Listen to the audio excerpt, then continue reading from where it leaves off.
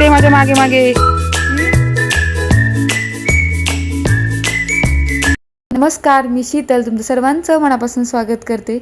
तर मस्त असं पाऊस नाही आहे गावाला, पण वातावरण अगदी छान होतं. थंडगार हलकीशी हवा सुटत होती आणि मस्त वातावरण होतं. किलबिलाट होता पक्ष्यांचा, त्यानंतर गुरांच्या घंटांचा आवाज येत होता. सगळीकडे छान अशी फळं फुलं सगळी दिसत होती. आणि आजच्या व्हिडिओमध्ये ना मी तुमच्यासोबत माझं सासरचं जे स्वयंभू असं ग्रामदैवत आहे महादेवाचं, तर ते तुमच्यासोबत शेअर करणार आहे. त्याचबरोबर संध्याकाळी ना आम्ही सगळ्यांनी मिळून मस्त असं चुलीवरचं जेवणाचा बेत ठरवलेला आहे. आता त्यासाठी कोणता मेनू आहे आणि आम्ही तो कसं बनवणार आहे हे सगळं तुम्हाला बघायला भेटणार आहे. शेवटपर्यंत व्हिडिओ नक्की बघा. तर ही जी बैलगाडी आहे ना, ही खरंच खूप माझ्या आठवणीतली आहे, कारण याच्यामध्ये आम्ही खूप लहानपणी खेळलेलो आहोत. आणि तिकडे त्या आंब्याच्या, मला एक आंब्याचं झाड दाखवी, त्या आंब्याच्या झाडाखाली असायची. त्याच्यामुळे दिवसभर ते झाड आणि ही बैलगाडी एवढंच काय तर ते आमचं खेळणं असायचं आणि दिवसभर इथेच आम्ही टाईमपास करत असायचो. आता हे जे तुम्हाला वासरू दिसत असेल ना, तर ते ॲक्च्युली आमचं नाही आहे, ते सापडलेलं आहे. म्हणजे कोणीतरी ते जंगलामध्ये, म्हणजे आमच्या इथले जे डोंगर आहेत आजूबाजूला, तिथे कोणीतरी सोडलेलं होतं आणि ते भटकत भटकत घराजवळ आलं. आणि बिचारं ते, त्याला दात नसल्यामुळं ते उपाशी होतं 2-3 दिवस आणि त्याला काही खातासुद्धा येत नव्हतं. मग माझी चुलत बहीण आहे, तिने त्याला बाटलीने दूध पाजले आणि आता त्याला दात आल्यामुळे ते आता छान असं चरतंय. तर हेच ते झाड आहे ज्या झाडाखाली बैलगाडी असायची किंवा गुरं बांधलेली असायची सावलीला, आणि वरती आम्ही खेळायचो, झोके बांधायचो, आंबे तोडायचं. आता हे तर झाड काय आमचं नाही आहे, दुसऱ्याचं असल्यामुळे बऱ्याचदा त्यांनी त्यांचा ओरडा खाल्लेला आहे. तर अशी धमाल मज्जा मस्ती आम्ही या झाडाखाली केलेली आहे. झाडाकडे बघितलं की माझं बालपण मला आठवत असतं. छोटू, ए छोट्या, बरं वाटते काय तुला असं केलं? येते माझ्या मागे मागे.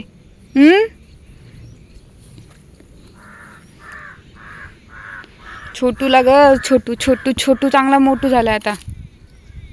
तर 4 दिवस मी गावाला होती. 4ही दिवस अतिशय छान होते. फक्त एकाच गोष्टीची खंत होती की पाऊस पडला नाही, कारण मला पावसात भिजायला, पाऊस बघायला खूप आवडत असतं. तर पण असो, तर शेवटी खाऊन पटकन छानपैकी आवरून आता मी सासरी जायला निघाली होती.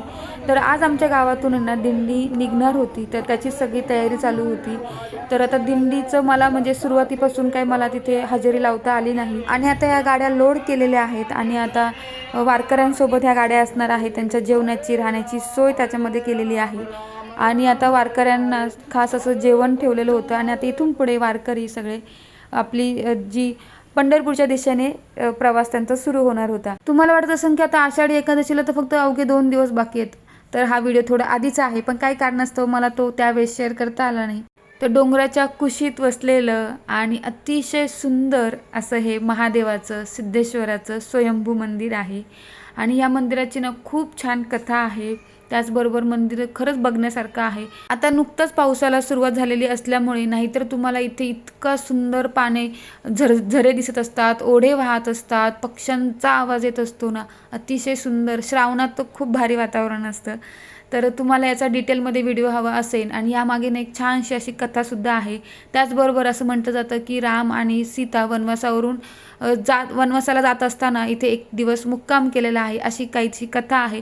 आता डिटेलमध्ये व्हिडिओ तुम्हाला हवा असेल तर मला कमेंट बॉक्समध्ये नक्की सांगा, मी नक्कीच बनवेल. इथे जेव्हा लग्नाच्या आधी मी पहिल्यांदा आली होती ना, त्यावेळेस मी हे मंदिर बघतच राहिली. माझं इथून निघण्याचं मन होत नव्हतं. म्हणून तर काय, म्हणून मला ह्याच गावामध्ये लग्न करून यावं लागलं. असं.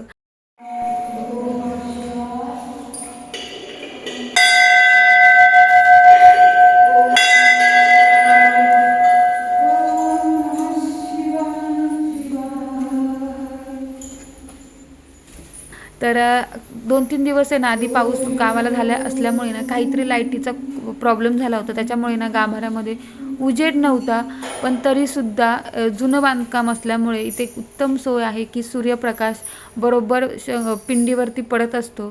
तर तुम्हीसुद्धा दर्शन घेऊ शकता.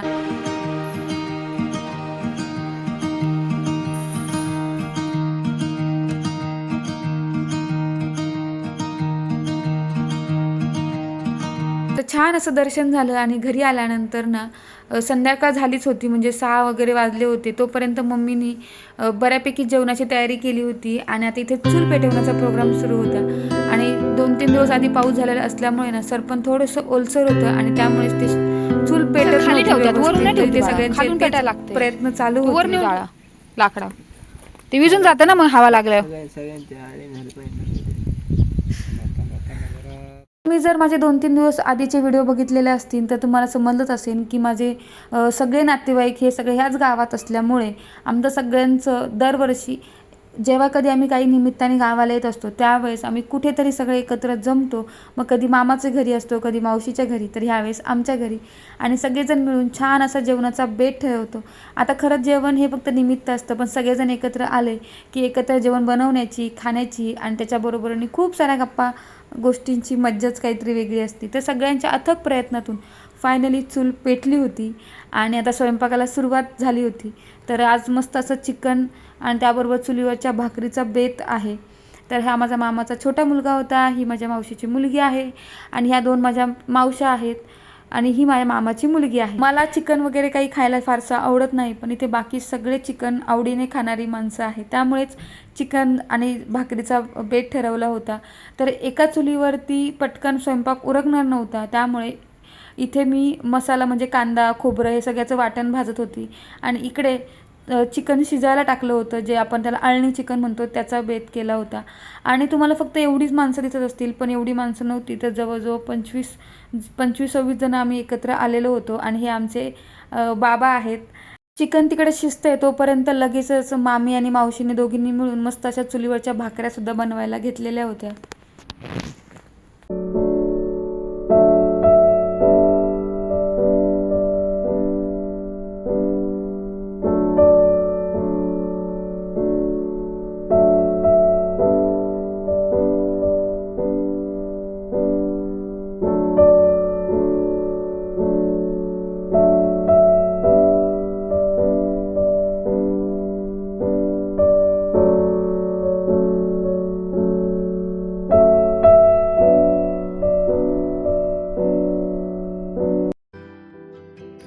पाहुणे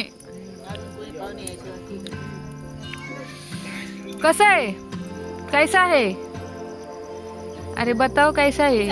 अरे 3 जणांनी ट्राय केले तरी पण सांगा ना.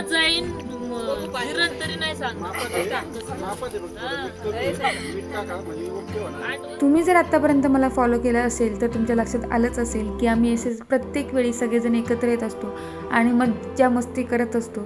तर असं मोकळ्या हवेमध्ये आकाशाखाली चुलीवरचं आपल्या माणसांसोबत जेवण्याची एक वेगळीच मजा आहे आणि ती मजा अशी शब्दात सांगता येत नाही, तर ती फक्त अनुभवता येते. तर चला मग, व्हिडिओ आवडला असेल तर व्हिडिओला जरूर लाईक करा, शेअर करा आणि चॅनलवरती नवीन असेल चॅनल नक्की सबस्क्राईब करा. भेटूयात नवीन व्हिडिओमध्ये. Bye bye.